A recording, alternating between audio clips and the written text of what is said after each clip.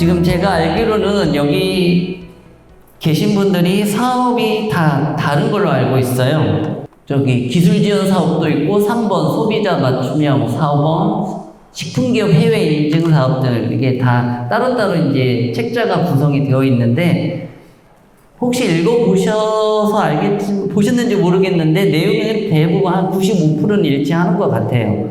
사업의 특성에 따라서 조금씩 이제 변화가 있기는 한데, 어떻든 저기 세 가지 사업이 대부분 일치는 한 상황이기 때문에, 뭐 크게 이제 부담 갖지 않고 보셔도 되고, 그리고 이제 내 사업이 아니라고 생각해서 이렇게 좀 가볍게 듣지 마시고, 어차피 일치되는 부분이 많이 있으니까 좀 귀담아 들어주셨으면 합니다. 그리고 오늘 순서가 제가 강의를 한 다음에 별도의 이제 질의응답 시간이 따로 있는 것으로 알고 있는데, 하다 보면, 앞에 내용 하다 보면은 그 내용을 그냥 잊어버리고 지나칠 수도 있으니까, 궁금하시면 바로 이렇게 표해 주시고, 바로바로 이렇게 질의응답 가지시면 그게 더 좀 효율적일 것 같습니다. 자, 오늘 사업 추진 절차 보면은 모집 공고하고 협약 체결, 과제 수행, 그리고 결산 보고 및 정산, 이 순서로 사업이 올해 26년도에 이제 진행될 예정이고, 자, 정산 관련해서 공통된 사항을 먼저 한번 살펴보도록 하겠습니다. 자, 디지털 식품 정보 플랫폼이라는 정보 시스템이 있고, 여기 계신 분들 참여기업과 협동수행기관이라는 용어가 있고, 과제 책임자, 총사업비, 보조금, 기업부담금, 최종평가, 정산, 이렇게 간략한 용어 정의가 나와 있는데 한 번씩 읽어보면 좋을 것 같습니다.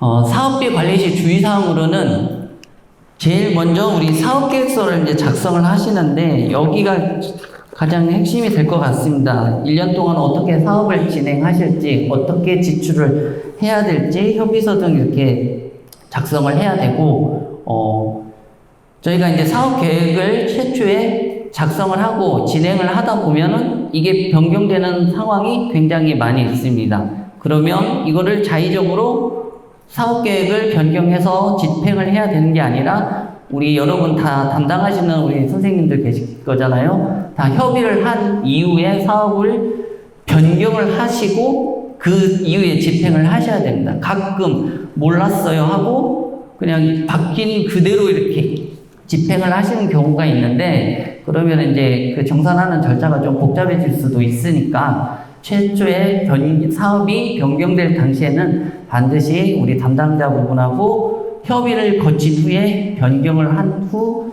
집행을 해 주셨으면 합니다. 그리고 이 사업계획 변경은 사업 종료일 기준으로 해서 1개월 전까지는 가능합니다. 근데 사업 종료일 뭐 2주, 3주 남았는데 이때 이제 사업계획 변경하려고 하면은 제도적으로 안 되기 때문에 이 부분도 좀 반드시 좀 체크를 해 두시고, 사업이 변경될 것 같으면 반드시 사업 종료 1개월 전에 그 변경을 좀 맞춰 주셨으면 합니다. 그리고 3번에 보면은 사업 과제 기간 내 집행이라고 있는데, 예를 들어서 우리가 7월 1일부터 10월 31일까지가 사업 기간이면 모든 사업비는 그 안에 집행이 되어야 됩니다.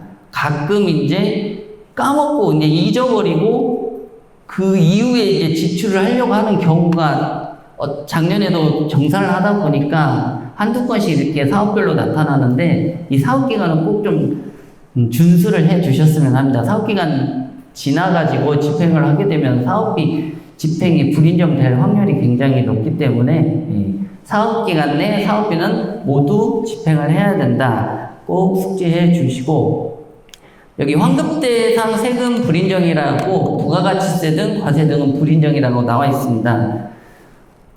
사업을 이제 아시는 분도 계시겠지만, 이 부가가치세라는 것은 먼저 냈고 나중에 내가 환급을 받을 수 있는 거기 때문에, 당장에 이게 사업비에서 집행이 되었다고 하더라도 이 사업비로 인정이 되지 않습니다.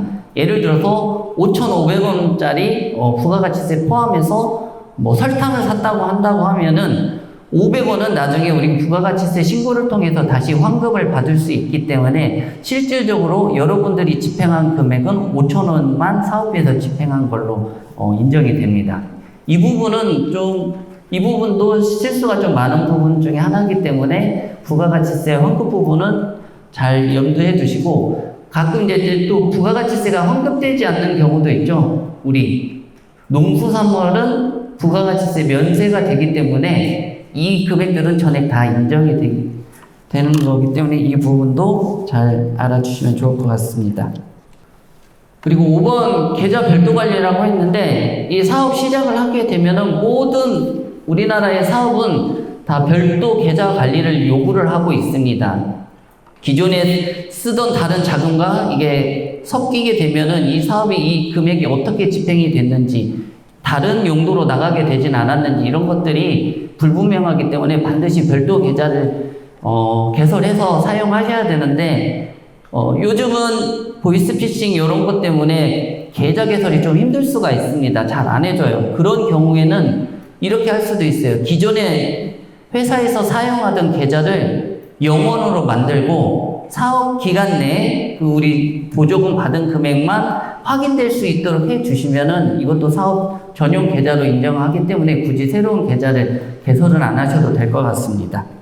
6번에 보면 지출 방법이 있는데 처음에 전용 통장과 연계된 신용카드, 체크카드로만 반드시 집행이 돼야 됩니다.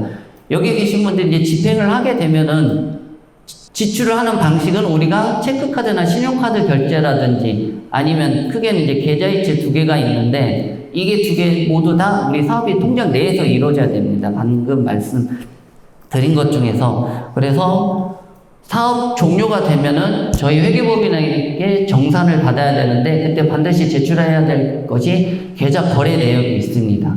그 계좌 거래 내역에서 우리가 집행되었던 것들이 다 일치가 되어야지만이 이게 정상적으로 이제 정산이 이루어질 수가 있습니다. 근데 가끔 이런 경우가 있습니다. 사업비 계좌에 체크카드 한 장인데 우리가 동시에 출장을 가게 되는 경우가 있어요. 그러면 A, B가 출장을 다른 지역으로 가게 되면은 근데 이런 경우는 이제 특별한 이제 사유가 발생한 거기 때문에 A는 기존에 있는 우리 사업자 통장과 연계된 계좌, 그 체크카드를 가져가서 사용을 하시고 다른 B라는 분은 개인 카드로 가져가서 우선 결제를 하고 사유서를 써주시면은 그런 날짜라든지 이런 것이 인정이 되면은 일치가 되면은 그것도 사업비로 인정을 해 드리도록 하겠습니다.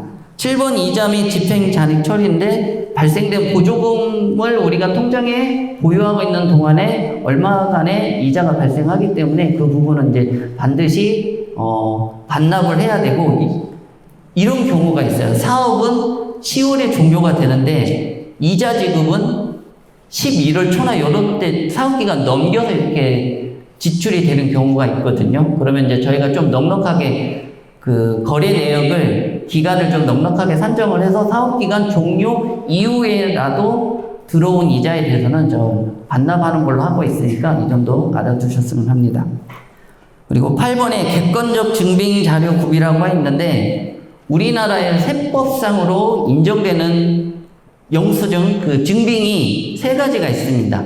첫 번째로 세금계산서, 두 번째로 신용카드 및 체크카드, 세 번째 현금 영수증. 그러니까 이 3개 중에 반드시 하나는 수취를 해 주셔야 됩니다. 그러면 이 3개를 수취할 수 없는 경우가 있어요. 어떤 경우가 있을까요? 전문가 활용비 같은 경우는 인적 영역이죠. 인적 영역을 제공해 주시는 분들은 이런 거를 물론 이제 사업자가 있어서 세금계산서라든지 이런 게 발행이 될 수도 있지만 개인 프리랜서로 이렇게 활동하시는 분들은 기타 소득이나 사업 소득으로 저희가 별도로 신고를 해야 됩니다. 그러면 기타 소득과 사업 소득으로 예를 들어서 우리가 30만 원의 용역 수수료가 발생을 했으면은 30만 원 다 주는 것이 아니라 원천 징수라는 걸 합니다. 원천 징수는 기타 소득과 사업 소득이 각각 달라요. 사업 소득은 4.4%, 기타 소득은 4.4%, 사업 소득은 3.3%를 떼고 나머지를 집행을 해 주셔야 돼요. 내가 30만 원 다 집행을 하게 되면은 나중에 그 3.3% 또는 4.4%를 다시 환수를 하든지 내가 부담을 해야 되는 경우가 있습니다. 인적 영역에 관해서는 나중에 기타 소득 또는 사업 소득 신고 내역을 별도로 청구를 하기 때문에 이 부분도 염두를 좀 해 주셨으면 합니다. 자료 제출하실 때 수정이 불가능한 PDF 파일로 꼭 제출을 해 주셨으면 합니다. 증빙자료 다시 한번 살펴보면은 카드 매출 전표, 세금 계산서, 계좌이체 내역 등 여기 보면 간이과세자로부터 수령하게 되는 세금 계산서는 저희가 인정이 안 됩니다. 그러면 이 사람이 간이과세자인지 일반과세자인지 어떻게 확인할 수 있죠? 사업자 등록증 확인하면 됩니다. 거래 전에 일단 물어볼 수도 있고 간이인지 일반인지. 법인사업자는 무조건 세금 계산서가 다 발행이 가능합니다. 개인 사업자하고 거래할 때 일반과세인지 간이과세인지 요거를 꼭 확인을 하셔서 만약에 이분이 간이과세자라고 하신다고 하면은 신용카드 결제 정도까지는 인정이 됩니다. 간이과세자라고 하더라도 요 부분을 좀 확인을 해 주시고 여기 기타 증빙서류로 보면은 계약서, 견적서, 거래명세서, 검수조서, 원천징수 영수증, 결과보고서, 출장 결과보고서. 이제 계약서 같은 경우는 뭔가 이제 우리가 물품 구매한다든지 이런 거 할 때 쓰는 거고, 견적서, 거래명세서, 검수조서는 꼭 반드시 필수 항목에 들어갑니다. 예를 들어서 뭐 쌀을 산다든지 배추를 산다든지 그러면은 이게 입고 당시에 원물 그대로 해가지고 이 수량이 반드시 확인할 수 있어야 돼요. 쌀을 예를 들어서 20포대를 구매를 했다고 하는데 뭐 한 5포대나 6포대 이렇게 쌓아놓고 하면은 인정이 안 되기 때문에 최초에 입고했을 때 그 당시 사진을 남겨놓은 것이 가장 현명한 방법인 것 같습니다. 그리고 원천징수 영수증은 제가 아까 방금 말씀드린 사업소득, 기타소득 이런 분들에 해당하시는 분들은 원천징수 영수증이 반드시 필요하고 혹시 이거 원천징수 영수증 어떻게 준비하시나요? 이렇게 궁금하시면은 뭐 저한테 물어보셔도 좋고 제일 좋은 것은 여러분 기장 거래하는 세무사님, 회계사님 담당자들 있으시죠? 그분들한테 요청을 해주시면 이 자료는 신고도 대신 해주시고 나중에 따로 이렇게 자료도 준비를 해주실 것 같습니다. 회의 결과 하시다 보면 이제 회의도 하시다 보면 회의하실 때 가장 중요한 게 뭐가 있을까요? 참석자라든지 회의 내용, 일시, 그리고 회의를 이제 뭐 예를 들어서 식사를 한다고 하면 식대 결제를 하게 되면은 신용카드 영수증에 날짜라든지 장소, 그리고 금액이 다 명확하게 나와 있어야 됩니다. 그런 것들이 확인되지 않으면 회의비로 불인정되기가 쉽습니다. 출장을 갔다 온 것도 출장을 간 곳, 그리고 또 어떤 목적에서 출장을 했는지, 이런 것들이 명확하게 다 출장 보고서에 기재가 되어 있어야 되겠습니다. 자, 이제 첫 번째로 기술지원사업 정상기준부터 살펴보도록 하겠습니다.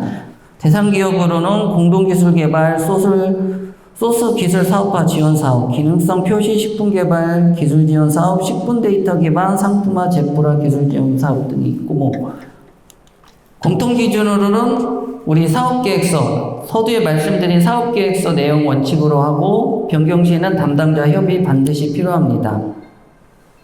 자, 모든 사업의 기본이겠지만 정책과 맞지 않는 사업비 사용은 불가능하고 공급가액과 부가세 입금 증빙을 첨부해야 합니다. 그러면 이런 경우가 있어요. 아까 제가 5,500원짜리 설탕을 사왔잖아요.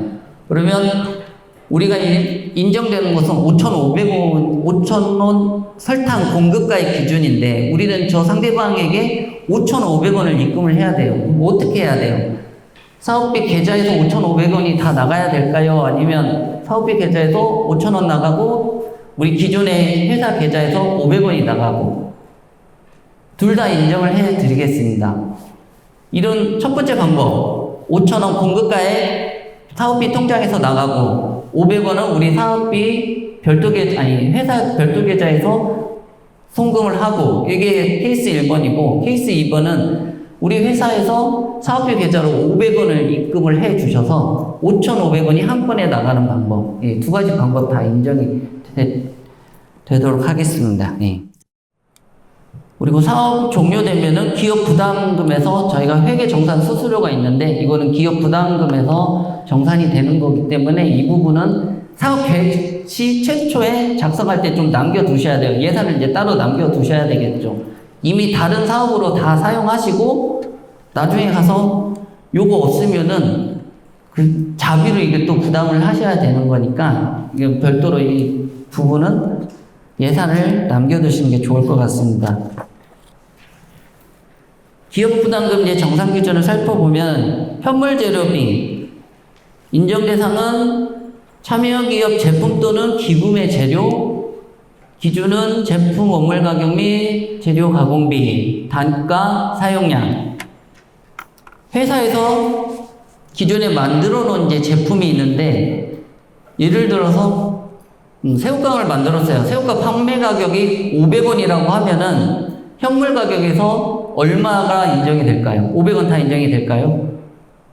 이 500원은 우리 흔히 말하는 이익이 붙은 가격이기 때문에 500원 전체가 다 인정이 안 되고, 이 새우깡 한 봉지를 만들기 위해서 얼마가 들어갔는지를 추정을 해서 그 가격으로 저희가 별도로 인정을 해드리겠습니다. 이제 관련 증빙 서류로서는 최초에 이제 예를 들어서 기구매 재료 같은 경우는 최초 이 가격이 얼마인지가 확인이 돼야 됩니다. 쌀을 사왔는데 10kg 한 포대에 얼마인지, 그리고 언제 사왔는지, 이런 것들이 확인이 돼야 저희가 현물로 인정이 되고, 현물도 기존에 우리가 보조금 지출을 위해서 준비했던 증빙서류가 다 대동소이합니다. 신용카드, 세금계산서, 현금 영수증, 이런 것들이 반드시 있어야 되고, 기구매 재료는 사용 내역서, 입고일, 입고 수량, 품목, 사용일, 별도의 사용 기한이 없는 제품의 경우에는 2년 전까지 신선식품, 예를 들어서 뭐 우유라든지 채소, 금방 쓰는 것들, 씻을 수 있는 것들, 이런 것들은 이제 인정하는 범위가 이제 기간이 이제 그렇게 직관적으로 봤을 때 1년 전에 산 배추를 지금 현물로 한다고 하면 좀 어렵겠죠. 쌀 같은 경우는 가능하겠지만, 그런 보관 기간이라든지 이런 것도 이제 고려가 되기 때문에 인정할 수 있는, 직관적으로 인정이 될 수 있는 그 기간을 좀 산정을 하셔가지고 현물로 사용을 하셨으면 합니다. 이제 불인정한다고 하면은 목적 외에 사용된 것들, 수행 기간 외에 사용이 되고, 이런 증빙 서류가 누락이 됐으면 구매 내역을 증명할 수 있는 내역이 지출이 돼야 현물로 인정이 되겠습니다. 이제 다음 또 재료비로 보면 참여기업의 시설 장비, 현물 부담금의 20%, 장비 취득가액 20% 이내 재료비로 인정이 가능하겠습니다.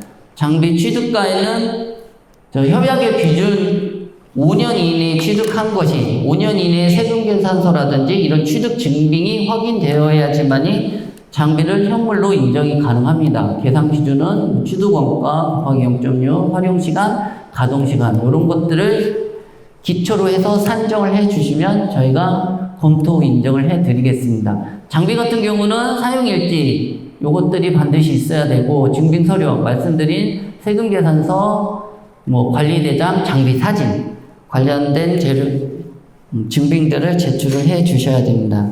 불인정 같은 경우는 현물 부담금 20%, 장비 취득가액 20%, 그 다음에 취득 구입일 이후 5년 초과 장비에 대해서는 불인정을 하기 때문에 이런 부분은 잘 살펴서 사업계획서를 작성해 주시기 바라겠습니다. 다음으로 이제 현금 재료비를 살펴보도록 하겠습니다. 인정 대상으로는 과제 수행을 위한 재료, 시약 및 소모품 제품 개발비, 시제품 제작비, 목형 및 시금형, 시작품 등 소모성 비품 이런 것들이 인정이 되고, 시제품 제작 비용은 1,000만 원 이하까지만 인정이 되도록 하겠습니다. 제품 단가, 사용량 이렇게 되고, 증빙 서류로는 거래명세서, 검수조서, 이 검수조서가 굉장히 중요한데 세금계산서만 있다 해가지고 이게 전체 인정이 되는 게 아니라 그래도 가장 중점적으로 보는 거가 이 검수조서입니다. 실제로 이 현물이 실제로 우리 회사에 입고가 되어 있는지 여부를 판단할 수 있는 방법은 이 검수조서가 유일하기 때문에 검수인 서명 이런 것들 사진 반드시 필요하게 되겠습니다. 배송비의 경우는 운송장도 첨부를 해 주시고, 지급 내용으로는 신용카드, 세금계산서, 현금영수증. 요 4번.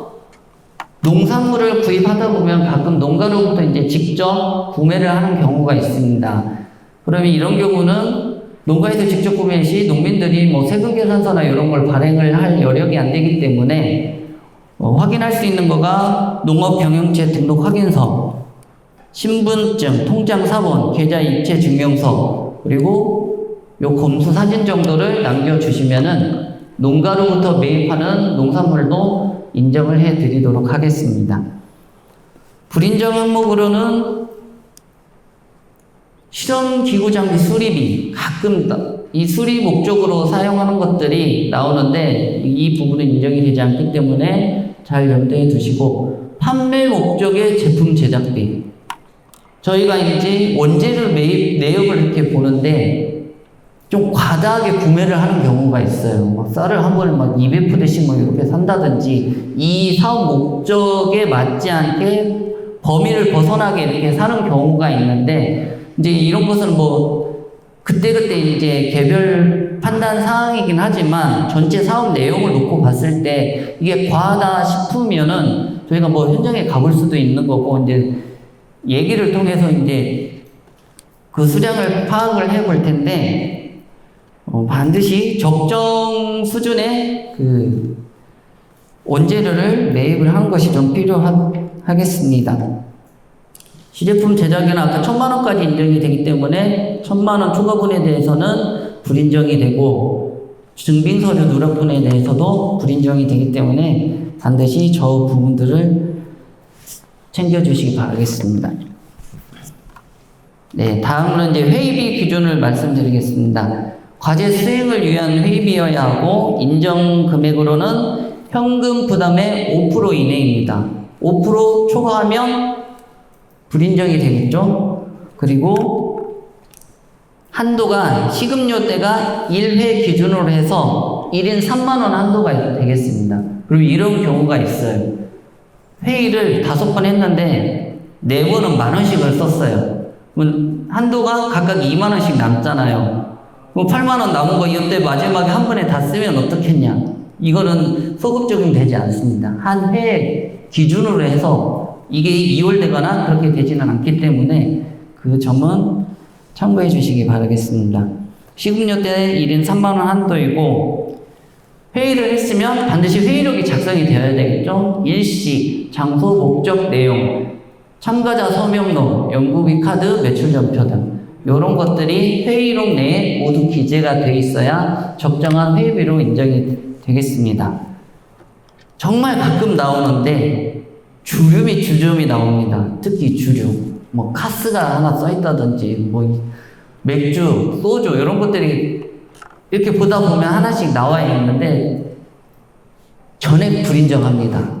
걸렸을 때 이제 예를 들어서 카스 한 병이 걸렸어요. 5,000원. 그러면 5,000원만 불인정해 주세요라고 이렇게 요청이 들어온 경우가 있는데, 확실히 말해드리겠습니다. 전액 불인정이 되기 때문에 회의 시에는 주류 절대 인정이 되지 않겠습니다. 그리고 21시 이후 주말 현금 부담의 5% 초과분, 3만원 초과분. 여기 또 중요한 게 있습니다. 회의를 하면은 우리 회사 직원들끼리 뭐 회의를 할 수가 있는데, 그거는 사업비 계좌 보조금에서 집행이 될 수 없습니다.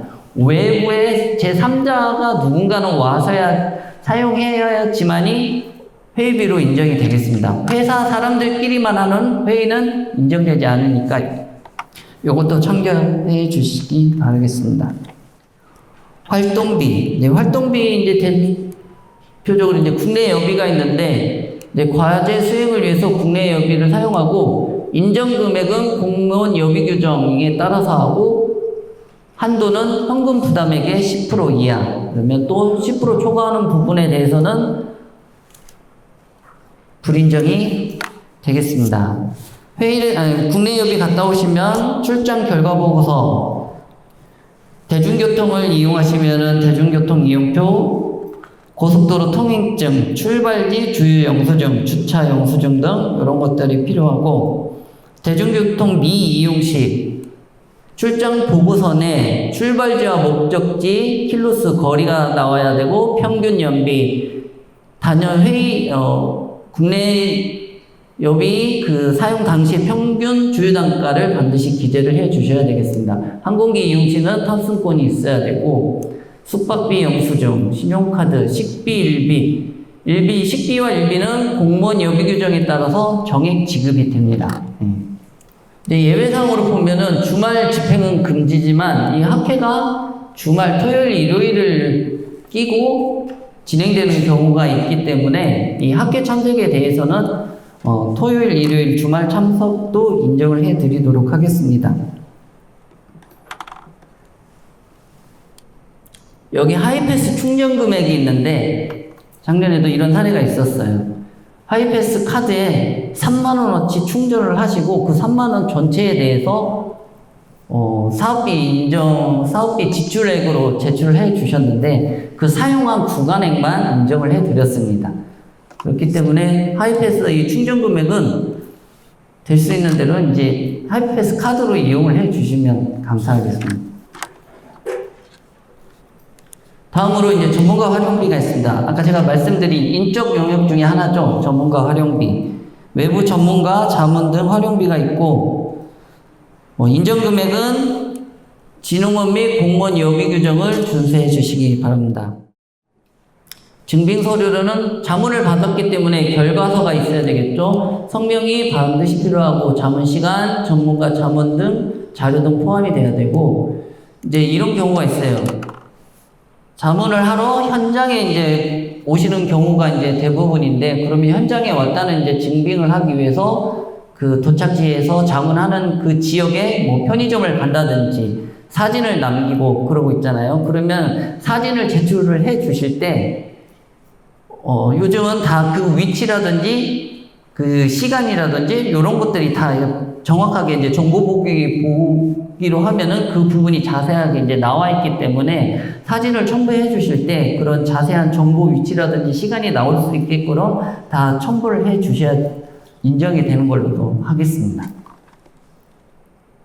계좌이체 증명, 여기 아까 말씀드린 기타 소득 등 원천 징수 관련 증빙이 전문가 활용비 같은 인적 용역에는 반드시 필요하겠습니다. 불인정 항목으로는 참여연구원 수당지급, 적격 증빙 서류 누락분이라 하면 여기 있는 요 증빙 서류가 누락이 되면 인정이 안 되겠습니다. 성과 활용 관리비, 학회 참가비, 논문 심사, 지식재산권, 출원 등록 경비, 영수증, 학회 발문, 발표, 논문 게재, 지식재산권, 신용카드, 전자, 세금계산서, 현금 영수증 빠지지 않고 나오는 거고, 학회 연회비는 인정이 되지 않습니다. 참가비는 인정이 되지만 학회 연회비는 사업비에서 집행이 불가합니다. 그리고 협동 수행기관 소속의 미소속 참가 인원이 학회 회비를 납부를 하시는 경우는 인정이 되지 않습니다. 다 이 사업과 관련된 소속 인원에 대해서만 인정을 해드리도록 하겠습니다. 연구개발 서비스 활용비로 해서 시험 분석료, 간능평가, 임상, 비임상 관련 비용, 인쇄, 복사, 도서, 문헌 구입비, 위탁 용역 개발비. 이 위탁 용역 개발비는 식품 데이터 기반 상품화, 제품화 기술 지원 사업의 하나입니다. 요 사업에 해당하지 않으면 위탁 용역 개발비는 인정이 되지 않으니까 이거 반드시 체크를 해 두시고 이 사업인지 이 사업이 아닌지 여부를 좀 잘 판단해서 위탁 용역 개발비를 사용해 주셨으면 합니다. 증빙 서류로는 결과보고서, 견적서, 거래명세서, 검수조서, 그리고 이 세 가지 증빙. 이 셋 중에서 이제 선택해서 해 주시면 되고, 사업 목적과 직접 관련 없는 도서 및 문헌 구입비. 도서를 이제 구입하게 되면은 어떤 도서를 이제 구입하게 되셨는지, 거래명세서, 그리고 실물 사진을 반드시 이제 첨부를 해 주셔야 되는데, 이게 우리 사업과 무관한 책이라 이제 판단되면은 인정이 안 되기 때문에 반드시 우리 사업과 관련 있는 도서나 문헌을 구입해 주시기 바라겠습니다. 장비 임차비로 보면 과제 수행에 직접 관련 있는 시설 및 장비, 임차 단가 활용 시간, 이런 것이 이제 임차비 계산 허용 기준이고, 견적서, 거래 명세서, 활용 시간, 이제 사용 일지라든지 이런 게 이제 필요하겠죠. 언제부터 이 기간 동안 사용을 했습니다라고. 그리고 임대차 계약서, 이제 금액에 따라서 이제 임대차 계약서를 쓸 수도 있고 안 쓸 수도 있는데, 이제 이거는 금액의 이제 경중을 제가 한번 판단을 해 보겠습니다. 혹시 그래서 내가 임차를 하려고 하는데 계약서를 써야 될지 말아야 될지 이제 궁금하시면 저한테 이제 문의를 해 주시면 제가 판단하고 말씀을 해 드리도록 하겠습니다. 3가지 법정 증빙이 있어야 되고, 여기 사무실 임대 및 관리비 등은 장비 임차비에 해당하지 않기 때문에 이 부분도 잘 참고해 주시기 바라겠습니다. 여기 공무원 여비 지급표가 나와 있습니다. 자동차 운임, 항공 운임 모든 게 이제 실비로 더했고, 일비 25,000원, 식비 1인당 25,000원까지. 숙박비는 이제 지역에 따라서 특별시, 광역시, 그 밖의 지역 이렇게 나와 있으니까 요 금액 기준으로 여비교통비를 사용해 주시기 바라겠습니다. 가끔 할인이 되는 경우가 있습니다. 그러면 할인 기준 금액으로 요금을 인정을 해 드리도록 하겠습니다. 자, 증빙 영수증. 뭘까요? 이게는 대중교통일 경우 지금 교통비가 73,300원인데 요게 2만 금액이 좀 인쇄가 좀 흐릿한데 27,000원가량 되고 27,000원, 7,000, 대략 7,000원 좀 넘을 것 같고, 요 4가지 금액 합산하면 73,300원 나올 겁니다. 이렇게 확인이 돼야 돼요.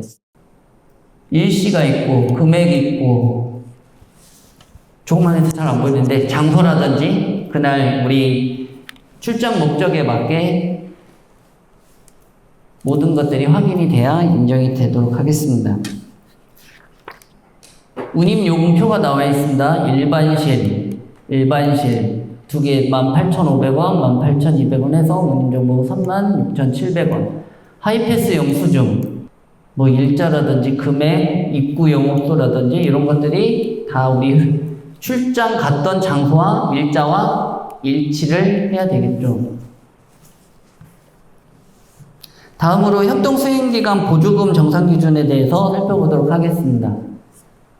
사업계획서 내에 사용을 하셔야 되고, 변경 시 협의가 반드시 필요합니다. 협의는 사업 종료 1개월 전까지 가능하고, 정책과 같지 않는 사업비 사용 인정되지 않습니다. 공급가액과 부가가치세 입금 증빙, 좀 전에 설명해드린 내용 같습니다. 저희 사무실로부터 정산보고 받아야 되고, 그 밖에는 동일합니다. 협동수행기간 인건비를 살펴보게 되면 매출액 100억 이상의 기업은 지급받은 보조금의 30% 이내, 그 외의 기업은 50% 이내까지 인건비 사용이 가능하겠습니다. 인건비 단가 기준은 급여대장, 세전으로 하고, 그 다음에 학술 용역 단가 또는 학생 인건비 계산 기준. 계산 기준은 인건비, 참여기간, 참여율이 기준으로 판단이 되는데, 인건비를 하게 되면은 뭐 참여 연구원에 대해서 현재 인건비가 어떻게 되고 있는지 알기 때문에, 뭐 예를 들어서 급여 인상이 된다든지 뭐 그런 것들이 예상이 된다고 하면은 그런 것까지 반영을 해가지고 사업기간 내 월별로 참여기간, 참여율을 적용을 해서 인건비를 산정을 해 주시면 되겠습니다. 증빙 서류는 과제 참여 현황표가 있어야 되겠고, 이분이 우리 기관에 소속되어 있는지를 확인해야 되기 때문에 재직증명서 또는 건강보험 자격특실 확인서, 언제부터 회사에 근무했는지도 중요하거든요.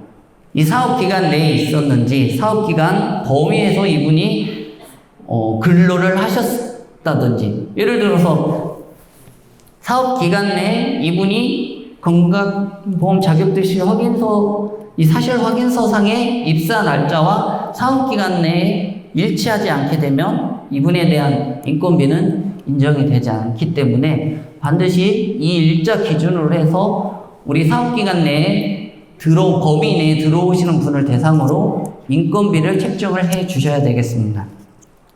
그리고 이 인건비가 이제 최종적으로 잘 집행이 되었는지 급여 대장과 계좌 이체 내역, 요거가 반드시 세트로 제출이 돼야 됩니다.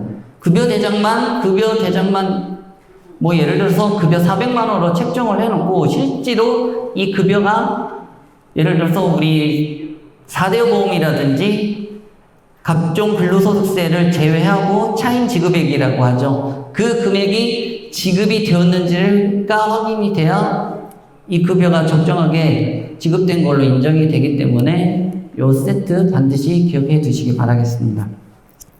불인정 항목으로는 계획서에 포함되지 않고 인건비 초과분 이 비율 30%, 50% 이내의 금액을 기준으로 해서 반드시 인건비 산정해 주시고, 적격증빙 누락분이라고 하면 요런 것들이 누락이 되면 불인정 항목으로 되겠습니다. 타 기관 소속 학생 인건비 이런 것들 인정이 안 되고 반드시 우리 소속으로 포함이 되어 있어야지만이 인건비로 인정이 되도록 하겠습니다. 다음으로 이제 재료비 살펴보도록 하겠습니다. 과제 수행을 위한 재료로 치약 및 소모품, 제품 개발비, 시제품 개발비, 해당 재료의 배송비, 목형, 식음형, 시작품, 소모성 비용, 가공 대상 데이터, 원천 데이터, 학습용 데이터, 감염 처리 데이터 등 이런 것들. 인정 금액은 시제품 제작금 100만 원 이하, 단가, 사용량, 아까 우리 현물에서 살펴본 그 기준하고 동일하도록 하겠습니다. 그리고 여기에는 이제 500만 원 이상의 경우 2개 이상의 비교 견적서가 이제 반드시 필요하겠습니다. 견적서가 이제 2개 필요하겠죠. 검수조서 요거 반드시 필요하고, 배송비의 경우 운송장 첨부, 도착지, 운송 품목 등 기재가 반드시 필요하겠습니다. 지급 내역으로는 요 3가지 법적 증빙 반드시 필요하고, 아까 농가에서 직접 구매하는 경우에는 경영체 등록 확인서, 신분증, 통장 사본, 계좌이체 증명서 등이 반드시 필요하도록 하겠습니다. 불인정 항목으로는 실험기구 장비 수리비, 판매 목적의 제품 제작비, 아까 과다하게 원재료를 매입을 해서 일부는 우리 사업에 맞게 쓰고 남는 부분에 대해서는 제품 제조하는데 이렇게 투입을 한다든지 이런 것들은 주의를 좀 해주시기 바라겠습니다. 시제품 제작 비용은 1,000만 원 초과분에 대해서는 인정이 되지 않고, 데이터셀, 리포트, DB 패키지는 원칙적으로 재료비 계산 불가지만 과제 수행상 필요하다고 명확하게 판단이 되는 경우 예외적으로 인정이 가능하겠습니다. 그렇기 때문에 요 금액을 지출하기 위해서는 좀 협의가 좀 필요하겠죠. 이게 범위가 가능한지 여부에 대해서 반드시 사전에 협의를 하시고 지출을 해 주셨으면 합니다. 협동수행기간 보조금, 국내 여비, 좀 전에 살펴봤던 것 같이 과제 수행을 위해서 국내 여비를 사용해야 되고, 국내 여비 지급표 첨부해 주시면 되고, 금액 한도는 보조금의 10% 이하. 그래서 10% 초과의 분에 대해서는 불인정이 되겠습니다. 출장을 다녀오셨으니까 출장 결과 보고서가 있고, 교통비 영수증, 대중교통 이용 시 필요한 부분들, 숙박비, 식비 일비는 정액 지급 내역으로 필요한 것들 3가지 법적 증빙들이 필요하고, 하이패스 충전 금액, 좀 전에 말씀드렸다시피 실제 사용한 금액 기준입니다. 전체 충전 금액 기준이 아니라. 학회는 주말 참석도 인정을 해드리겠습니다. 회의비, 예, 회의를 진행했고, 보조금의 5% 이하, 시급료 때는 1회 1인 3만원 한도. 여기도 증빙 서류로는 회의로 서명, 연구비 카드로 결제된 매출 전표가 반드시 필요하겠습니다. 여기 있는 거 모두 다 필요합니다. 빠지면 회의비 인정 대상이 되지 않겠습니다. 그리고 이 자체 회의비, 수행기간 자체 회의비는 절대 인정이 되지 않기 때문에 외부 인원이 반드시 1인 이상 참여를 해 주셔야지만이 온전한 회의비로 인정을 해 드리도록 하겠습니다.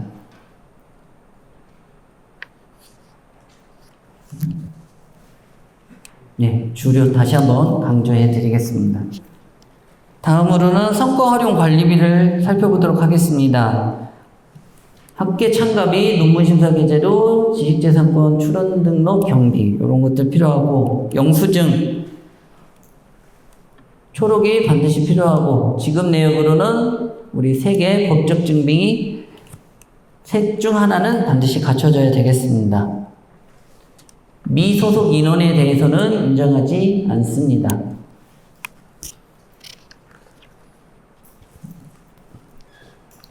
연구개발 서비스 활용비로 시험 분석료, 관능 평가, 패널 보상비 등이 있고, 아까도 말씀드렸다시피 여기 위탁 용역 개발비는 식품 데이터 기반 상품화 제품화 기술 지원 사업의 하나이기 때문에 반드시 이 사업에 포함이 되는지를 확인 후 위탁 용역 개발비를 지출을 해 주셨으면 합니다. 정산 수수료 있고, 진흥원 개방형 장비 활용 및 시험 분석 할인율 적용이 불가하답니다. 이제 증빙 서류로는 견적서, 거래명세서, 검수조서, 지급 내역이 필요하고, 계약서 반드시 필요하겠습니다.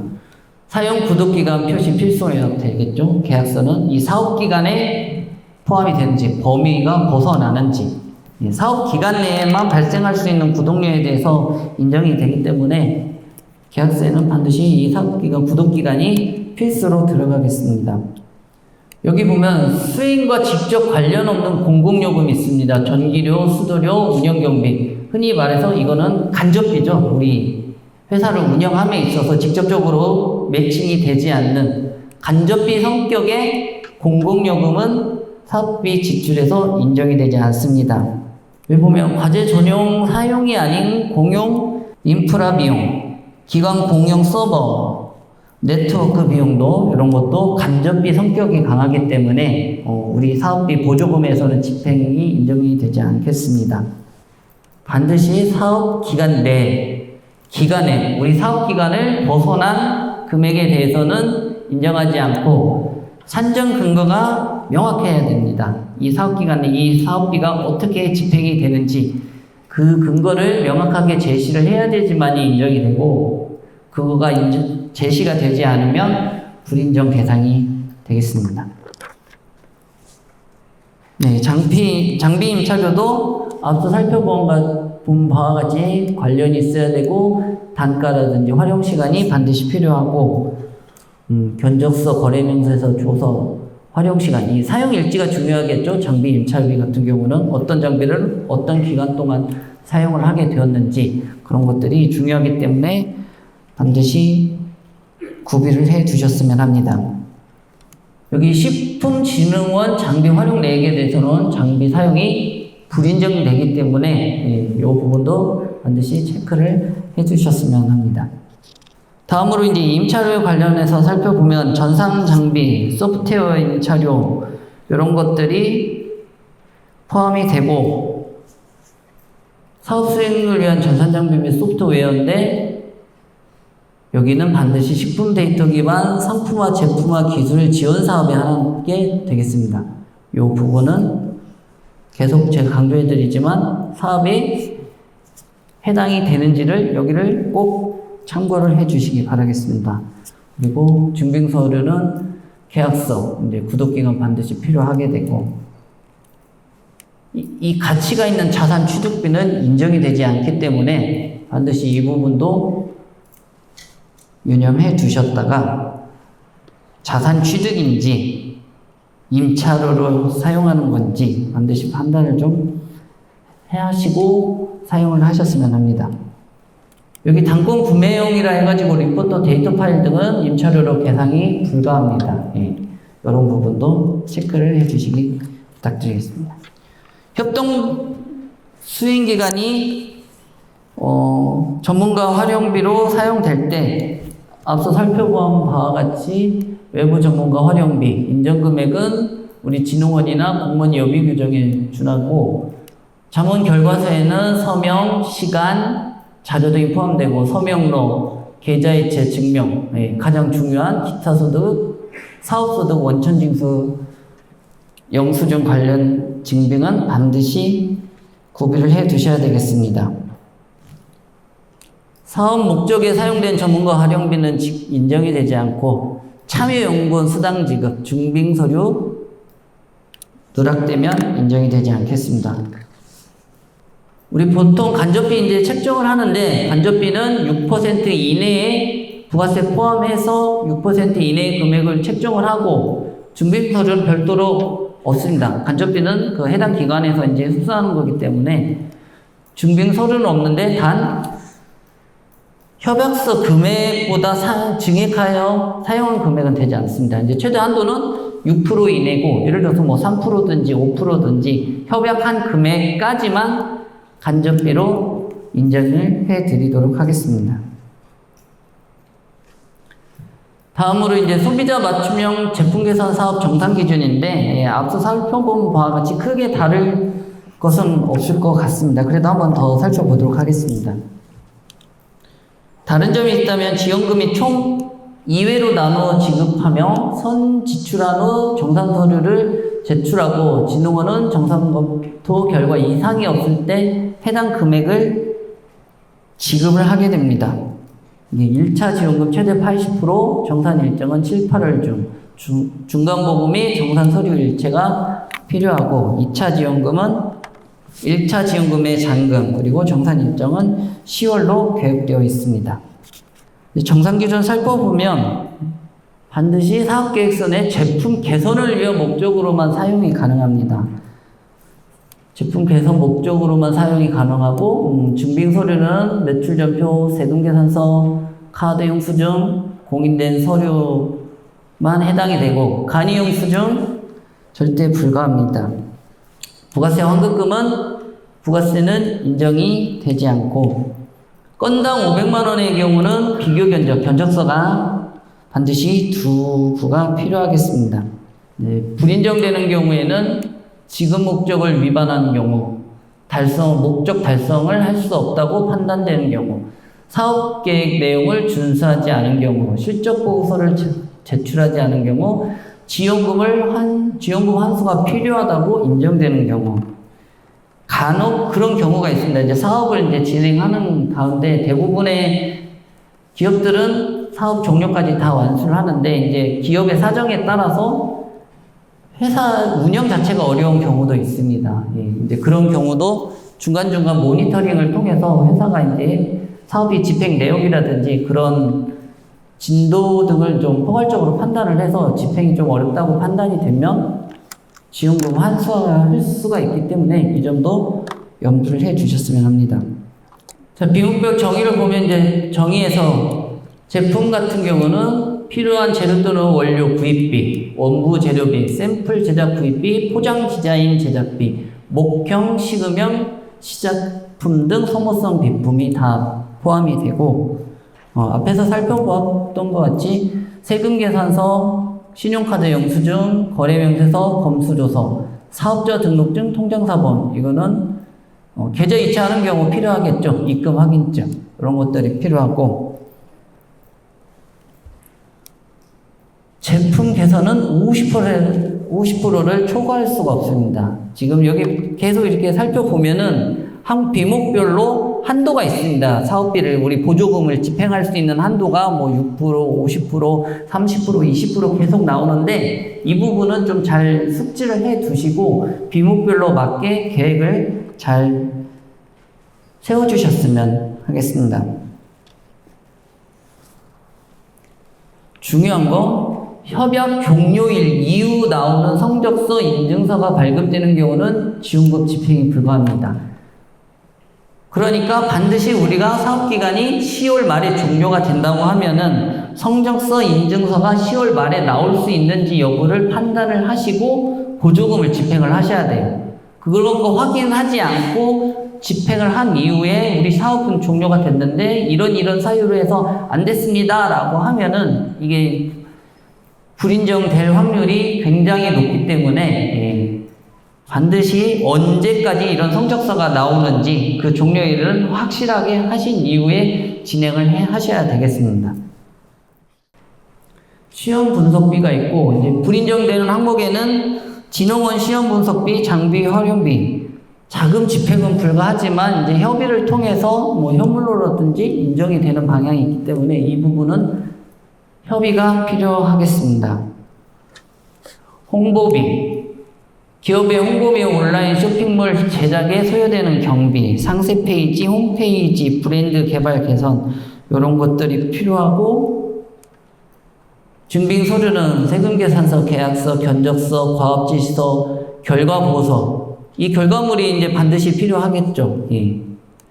사업자 등록증, 통장사본 입금 확인증, 기존에 말씀드린 내용들이 있고 도메인 등록이나 유지비는 불인정이 되기 때문에 이 부분도 염두를 해 두셔야 되겠습니다. 마케팅비가 있고 그 다음에 전시회 참가비가 있는데 여기 보면은 국내 전시회 항공료 숙박비 등 체재비는 집행이 불가하다 했습니다. 예. 전시회를 위해서 이제 카탈로그, 부스 임차비, 참가 등록비 이런 것들은 인정이 되는데 오가며 쓰시는 항공료, 숙박비, 체재비 이런 것들은 불인정 대상이기 때문에 이거는 잘 좀 체크를 해 두셔야 되겠습니다. 전시회 참가비의 범위가 인정되는 범위가 어디까지인지 확인을 해 두셔야 되고 이제 관련해서는 우리 전세 박람회나 참가했던 우리가 제작했던 카탈로그, 참가 확인 문서, 납부 요청서, 보고서, 입금 확인증, 그리고 사업자 등록증, 통장, 사본들이 필요하겠습니다. 지식재산권으로 해서 특허 출원, 실용신안, 상표, 디자인 출원 등 사용이 가능하고 협약기간 이전에 출원된 지식재산권에 대한 등록비는 사용이 불가합니다. 협약기간 내에 반드시 출원을 하신 지식재산권에 대해서만 인정이 가능하기 때문에 이 부분도 기간 체크를 잘 해주셨으면 합니다. 준비 서류는 기존에 말씀해 드린 것 같고 교육훈련비는 소속 임직원이어야만 하겠습니다. 아까도 말씀드렸다시피 타 기관, 타 회사 이런 부분들은 인정이 되지 않기 때문에 반드시 소속기관의 역량 강화를 위해서 사용을 하셔야 됩니다. 교육에 참석을 했기 때문에 계획서, 신청서, 자료, 입금계좌 사본, 이수증, 교육업체 사업자 등록증, 이체 확인서 이런 것들이 필요하고 반드시 교육 대상자가 재직 중이어야만 이어야 하기 때문에 타 회사, 타 기관은 인정이 되지 않겠습니다. 문헌구입비 5% 초과하면 인정이 되지 않습니다. 전문가 활용비로 보면은 외부 전문가는 인정금액이 2시간 미만은 25만원, 2시간 이상은 30만원. 중요한 거 기타 소득, 원천징수 관련 증빙이 반드시 필요하겠습니다. 인적 용역이기 때문에 뭐 세금 계산서나 이런 것들을 수취할 수 없어서 기타 소득 등 원천징수 영수증은 반드시 필요하고 자문 결과서가 반드시 첨부되어야 되겠습니다. 자, 연구원 수당 지급 안 되고 이런 증빙들 누락되면 불인정 대상이 되겠습니다. 근데 회계 정산비는 저희의 기관에서만 가능하기 때문에 저희 법인 이외에 내가 알고 있는 회계사님한테 받는 위탁 정산은 인정이 되지 않습니다. 제품개선 전력개발로 넘어오셔서 처음에 설명해 드렸다시피 이제 현물은 참여기업 제품이나 기구매 재료. 그 기구매 재료는 2년 전에 구입한 재료에 한하여 사용할 수 있는 수준의 재료까지 인정이 되겠습니다. 자사 제품의 경우는 판매 단가로 하는 그 기준이 아니라 그 제품을 만들기 위해서 사용되었던 그 금액을 기준으로 해서 증빙서를 보면 사용돼서 입고일 이 제조 단가를 기준으로 하는 것을 좀 참고를 해주세요.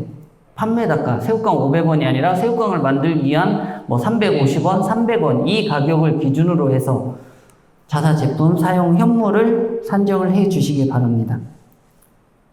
구매 재료 다시 한번 설명해 드리면 사용한 내용, 뭐 입고일, 입고 수량, 품목, 사용일, 수량 이런 것들이 확인이 되어야지만이 현물로 인정이 되겠으니 이런 증빙들을 갖춘 원재료를 대상으로 사업계획서를 작성을 해 주셔야 됩니다. 이런 증빙이 구비가 안 돼 있는 상황에서 현물로 계상을 해 주시게 되면 나중에 자료 제출이 안 되기 때문에 자료 제출이 가능한 현물을 사업계획서에 기재를 해 주시기 바라겠습니다. 현금 재료비 살펴보게 되면 뭐 제품 개발비, 시제품 제작비, 뭐 재료비, 배송비 등이 있고 시제품 제작 비용은 1,000만 원까지 인정이 가능하겠습니다. 증빙 서류는 검수조서 반드시 필요하고 3가지 법정 증빙 필요하고 이게 안 될 경우 직접 농가 거래할 때 경영체 확인서, 신분증, 통장사본, 계좌이체 증명서 등을 준비해 주시면 되겠습니다. 이 자산성 비품이 중요합니다. 뭐 동파는 예를 든 것이고 자산성으로 인정되는 재료비는 인정되지 않기 때문에 이게 자산성이 있는지 여부를 판단을 하시고 그 판단이 어려우실 경우에는 또 협의를 거치신 이후에 집행을 하시는 게 조금 더 안전한 집행이라고 생각됩니다. 회의비를 보시면 현금 부담의 5% 이하, 식음료 때 3만 원까지 한도가 되고 회의록, 서명록, 카드 정표 반드시 필요하고 목적에 이제 관련돼야 되겠죠. 주류 안 되고 21시 이후 주말 집행금액 인정이 되지 않습니다. 외부 인원 반드시 한 분 이상 참여해야지만이 정상적인 회의로 인정이 가능합니다. 국내 예비, 과제 수행을 위한 국내 예비고 공무원 예비 규정 적용하게 되고 현금 부담의 10% 이하까지만 책정 가능합니다. 증빙 서류는 기존에 말씀드린 내용과 동일하게 되겠습니다. 불인정 항목에 보면 뭐 주말 집행금액, 참석, 학회 참석은 예외로 하고 취소 수수료 주유비 인정되지 않습니다. 주유 영수증은 출장 갈 때 어디서 출발했는지 그 목적으로만 인정이 되기 때문에 이 주유 영수증 주유 금액은 인정이 되지 않습니다. 하이패스 금액은 충전 금액 아니고 실제로 사용한 금액에 한해서 인정이 되고 다음으로 연구개발 서비스 활용비를 보면 시험 분석료, 관능 평가비, 패널 보상비, 임상 비임상 시험 관련 비용 등이 있고 증빙 서류로는 결과보고서, 검수조서, 법정 증빙이 필요하겠습니다. 사업 관련이 있어야 되고 적격 증빙 반드시 갖춰져야 인정이 되겠습니다. 인쇄 복사 인하비, 도서 및 문헌 고입비, 진흥원 개방형 장비 활용 및 시험 분석, 위탁 정산 수수료 이런 것들이 활동비로 인정이 되는 항목이 되겠습니다. 논문 심사, 재산권의 출원 등 이런 비용들 관리하고 출원 비용은 아까 사업 기간 내에 출원을 한 부분에 대해서만 인정이 되도록 하겠습니다. 협동수혜기간 미소속 인원은 인정이 되지 않습니다. 다시 나왔습니다. 전문가 활용비, 자문 결과, 서명록, 계좌이체 증명 등, 그리고 기타 소득 등, 기타 소득, 사업소득, 원천징수 관련 증빙이 반드시 필요하겠습니다. 장비 임차비, 임차 단가와 활용시간, 활용시간 증빙 사용일지가 반드시 필요하고, 관련 증빙으로, 지출 증빙으로는 3가지 법정 증빙 중 하나 구비해 주시면 되겠습니다. 여기 또 나오네요. 진흥원 장비 활용내역에 대해서는 불인정이 되고, 사무실 임대비 및 관리비 인정되지 않습니다. 다음으로 이제 올해 새로 신설된 사업인데 해외 인증 지원 사업 정상 기준에 대해서 살펴보도록 하겠습니다. 신설된 사업은 절차가 좀 복잡한 것 같습니다. 공고 시작하고 상담을 하고 접수를 하고 외부 정상 검사까지 많은 단계를 수시 점검 최종 보고까지 있기 때문에 이 부분 절차에 대해서 좀 한번 더 살펴봐야 될 것 같습니다. 해외인증 지원 사업 같은 경우는 해외인증 지원 사업은 보조금은 컨설팅비와 활동비로 구분이 돼서 집행이 되고, 컨설팅비는 전문가 인력 기준 단가에 맞춰 사용을 하게 되는데, 이게 중요한 것 같습니다. 전문 인력이 어떤 인력의 단가가 해당이 되는지 그 부분을 잘 적용을 하셔야지만이 나중에 착오가 없을 것 같습니다. 투입 일수, 투입 전문 인력 등급 단가가 있기 때문에 뒤에서 살펴볼 이 등급 단가를 정확하게 잘 책정을 하셔야 됩니다. 이게 A 등급, C 등급, D 등급 이렇게 나눠져 있는데, 요게 잘못 단가가 산정이 되면 잘못 집행된 걸로 바로 불인정이 될 수도 있기 때문에 이 부분은 주의 깊게 살펴봐야 될 것 같습니다. 자, 컨설팅비하고 활동비로 이제 구분이 되는데, 증빙 서류는 컨설팅 수행 보고서, 현장 사진, 톨게이트 입출구 영수증, 현장 영수증, 식대라든지 편의점 사용 내역들을 제출을 해 주시면 되겠습니다. 현금 기준으로 컨설팅비와 이제 활동비로 구분이 되는데, 기업부담금은 협동 수행 기간에 지급을 하게 되고, 활동비는 시험 분석 수수료, 인증 심사, 신청 수수료, 위탁 정산 수수료 등을 총 활동비는 부가세 제외하고 인정을 하게 됩니다. 보조금 활동비는 200만 원 이내를 인정하기 때문에 200만 원 이내에서 사업비를 지출하시기 바라겠습니다. 전문 인력 자격 기준 등급 단가 참고 사항이 나와 있습니다. 거기 보면 A, B, C, D 4근까지 나와 있는데, 학력 및 경력상, 자격상에 따라서 수임 단가가 87만 원, 74만 원, 59만 5천 원, 44만 6천 원, 그리고 4근은 등급별 수임 단가에서 10만 원을 차감한 금액을 적용하고 있습니다. 그렇기 때문에 이 수임 단가를 잘못 적용하면 사업비 집행이 잘못된 거기 때문에 이런 학력 및 경력상, 자격사항들을 서류로 반드시 확인을 거친 이후에 사업을 진행을 해 주셔야 되겠습니다.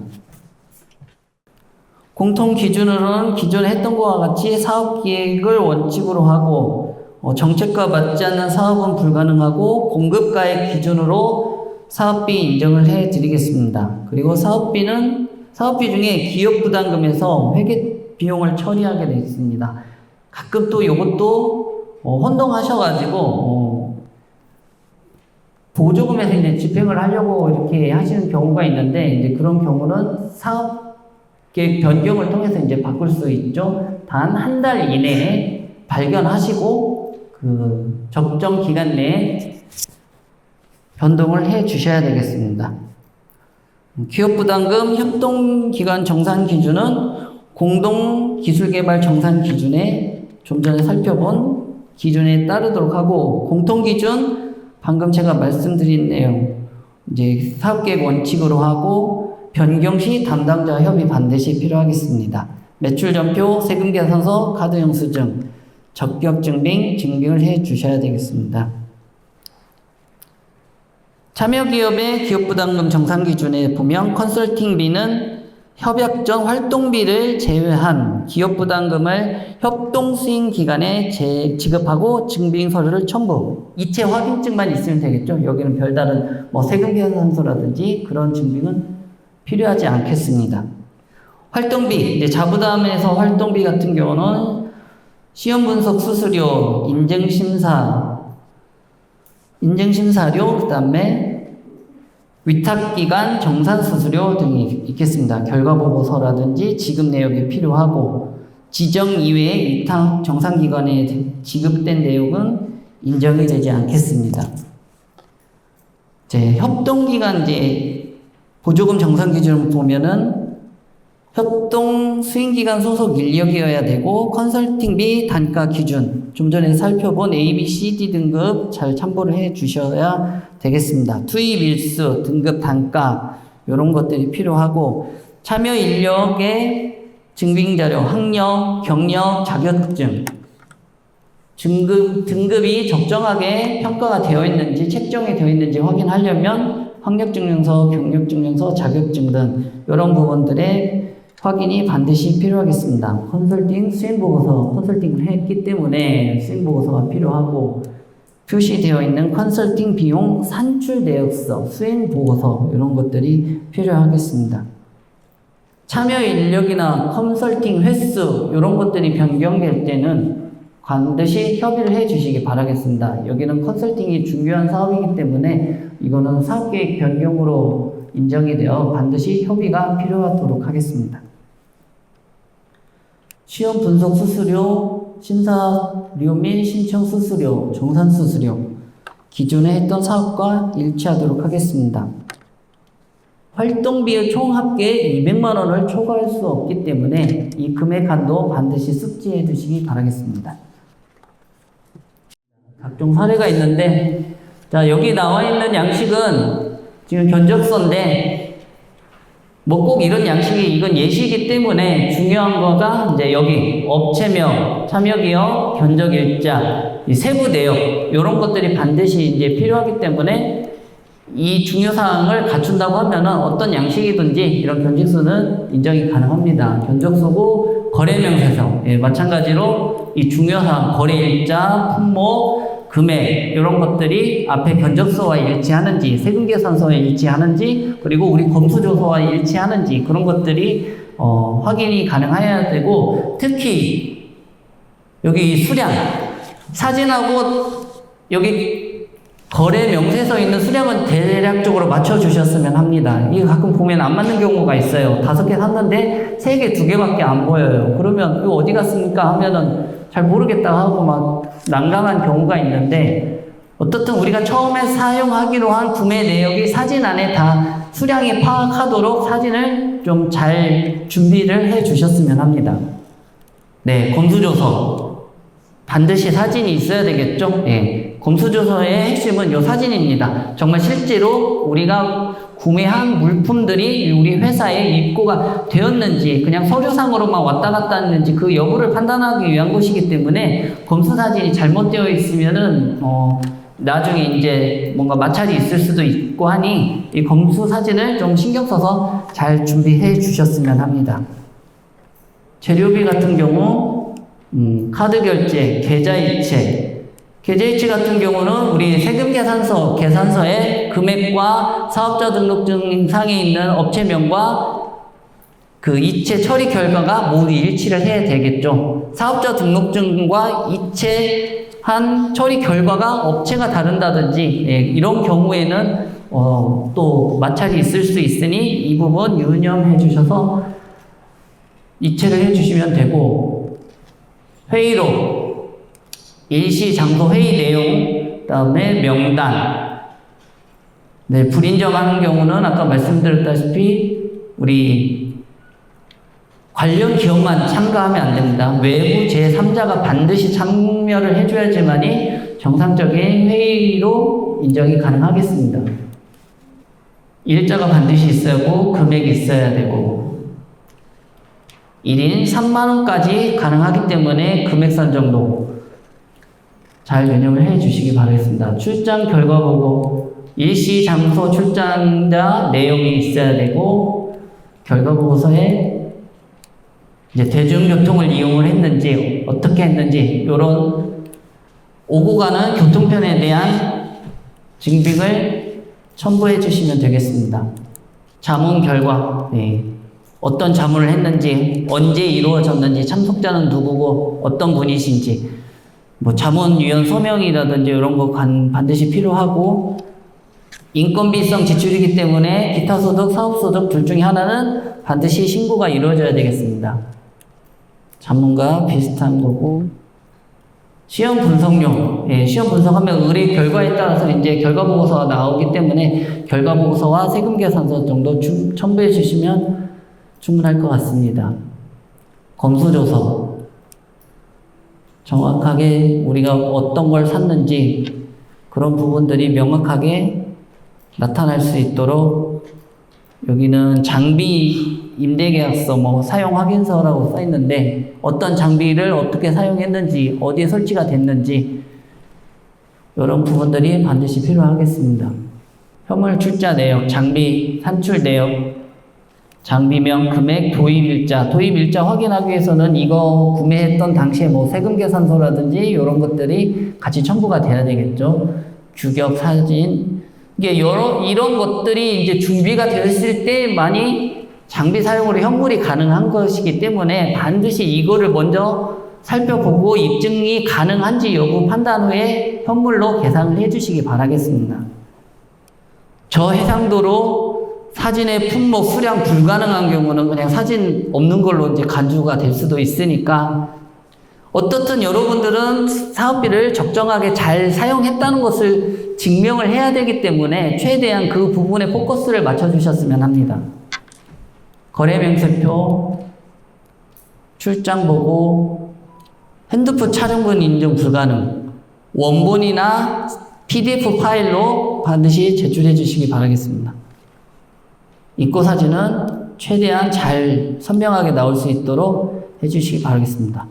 이게 지금 까맣게 칠하는 것은 수량 확인 이런 것이 잘 안 되는, 가끔 그런 것들이 있어요. 도대체 뭘 찍어 놓은 건지 모르겠다. 이렇게 그냥 막 각도도 정말 성의 없이 해 놓은 것들이 있는데, 그런 부분에 대해서는 좀 생각을 해 주셨으면 하겠습니다. 지출 결의서가 있고, 영수증 내용은 아까 일자라든지 금액, 시간, 품목 이런 것들이 다 명확하게 확인이 돼야 되고, 가끔 그런 경우가 있어요. 영수증이 좀 흐릿하게 나와가지고 이렇게 안 보이는 경우가 있는데, 그거가 이제 이게 원본을 했을 때는 잘 나오는데 이게 복사를 한다든지 좀 그렇게 하면 이제 흐릿하게 나오는 경우가 있습니다. 딱 봤을 때 원본은 확인이 되는데 복사본이나 사본은 이게 확인이 잘 안 된다고 하면은 그 좀 더 확인이 잘 가능할 수 있도록 마지막까지 좀 확인을 해 주셨으면 합니다.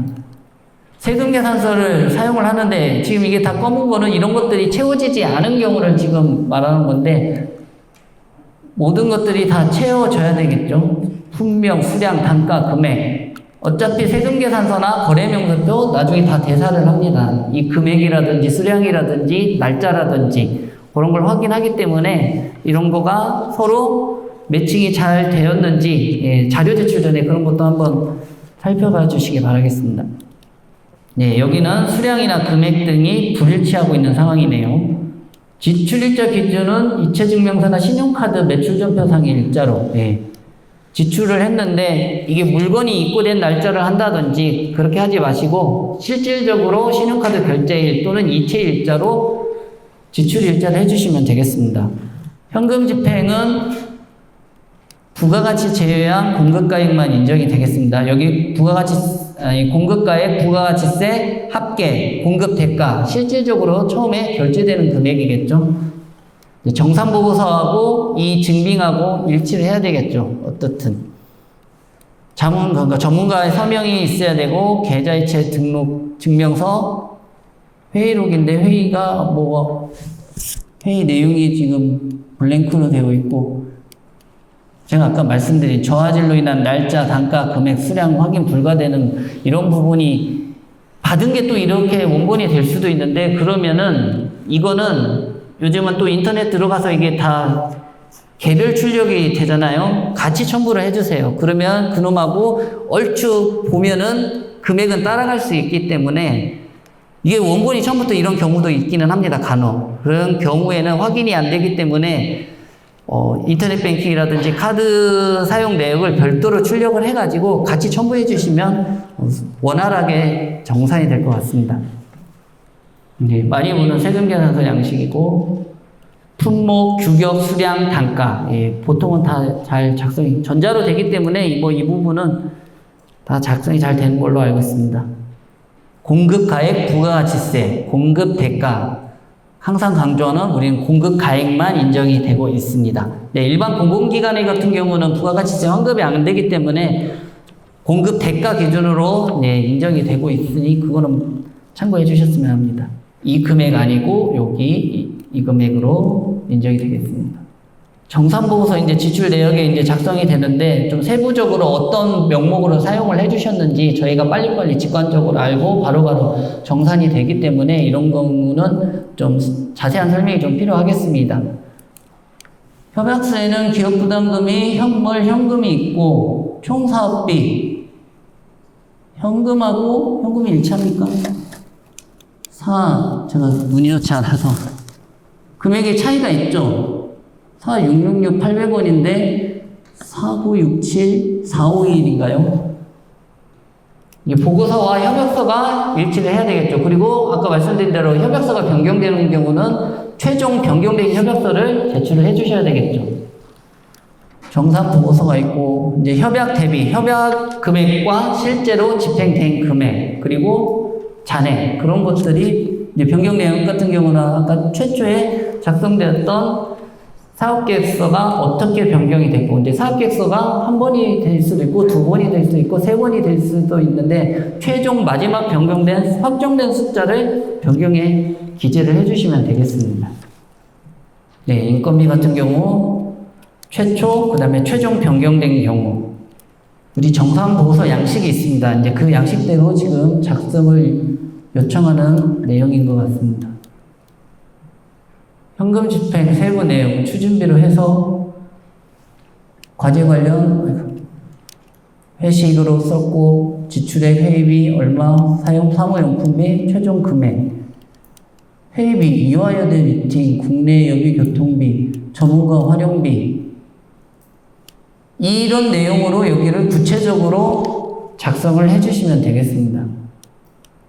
사업명, 과제명, 보조금, 기업부담금 얼마인지. 2000년 7월에서 11월로 나와 있죠.